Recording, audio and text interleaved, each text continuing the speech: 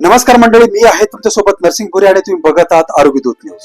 पण ज्याच्यासाठी त्याने आयुष्यभर कष्ट केले, ज्यांच्या शिक्षणासाठी भविष्यासाठी आपलं आयुष्य खर्च केलं, त्या मुली शेवटच्या प्रवासात त्यांच्या जवळ नाहीयेत. हरियाणातील सोनीपत येथील ह्या घटनेने एक गंभीर प्रश्न उभा केला आहे. आपण मोठे होत असताना आई वडील लहान होत जातात हे आपल्याला कधी समजणार?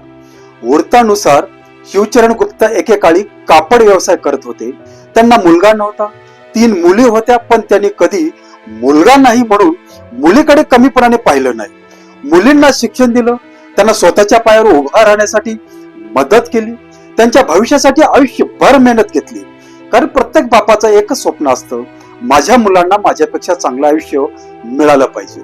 स्वतःसाठी नवीन कपडे घेतले नाही तरी मुलांच्या गरजा पूर्ण करणारा बाप असतो. स्वतःच्या अडचणी मुलांना न सांगता तू फक्त अभ्यास कर, पैशाची चिंता करू नकोस, जसं म्हणणारा बाप असतो. आई वडील मुलांना मोठं करताना हिशोब ठेवत नाही. किती पैसे खर्च झाले, किती रात्री जागून काढले, किती इच्छा मारल्या, याची काही वही ते कधीच लिहित नाहीयेत. त्यांना म्हातारपणी करोडो रुपये नको असतात. त्यांची अपेक्षा किती छोटी असते माहित आहे? मुलांनी आपल्याला विसरू नये.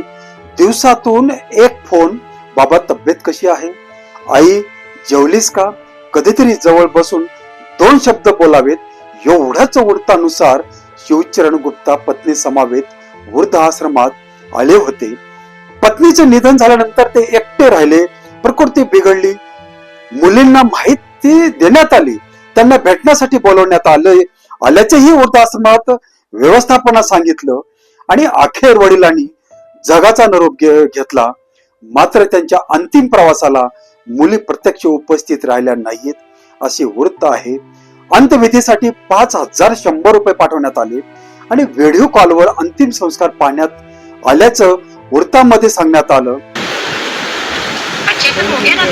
हाँ बिल्कुल अच्छे से हो गया. ठीक है तो मैं ऐसे बोल रही थी ना, मुझे वीडियो भी भेज दो. ठीक है भेज दूँगा. या फिर आने दो सारा काम. हाँ बाकी तो आप आ लोगे जब होगा ना. ये संस्कार हुआ है. अभी तो संस्कार हुआ है. अभी और कितना टाइम लगेगा? तो हम लोग क्या खाएंगे और नाएंगे, चूल्हा जलाएंगे? नहीं अभी समझ है ना कि किसान को नहीं दे दी. लगे रहो किसान.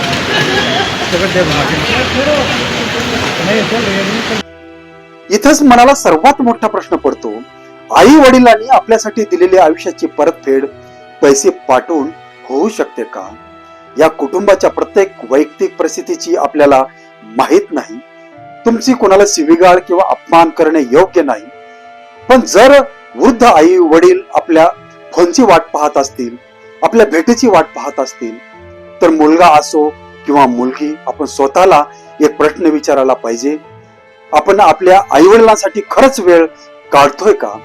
तरुणांनो, मोठे अधिकारी बना, डॉक्टर, इंजिनियर, शिक्षक, व्यावसायिक बना, खूप पैसा कमवा, पण एवढेही मोठे होऊ नका की ज्यांनी तुम्हाला मोठं केलं तेच तुमचे छोटे वाटायला लागतील. आज तुमचे आई वडील जिवंत असतील तर घरी गेल्यावर 5 मिनिट त्यांच्या जवळ बसा, फोन बाजूला ठेवा आणि फक्त एवढेच विचारा, आई बाबा तुम्ही ठीक आहात ना? कदाचित तुमच्यासाठी ते 5 मिनिट असतील, पण त्यांच्यासाठी तीच आयुष्याची सर्वात मोठी कमी असू शकते. कारण पैसा पुन्हा कमवता येतो, वेळ पुन्हा मिळू शकतो, पण आई वडील पुन्हा मिळत नाहीयेत. या घटनेतून आपण एवढं जरी शिकलो तर या बातमीचा उद्देश सफल होईल. धन्यवाद.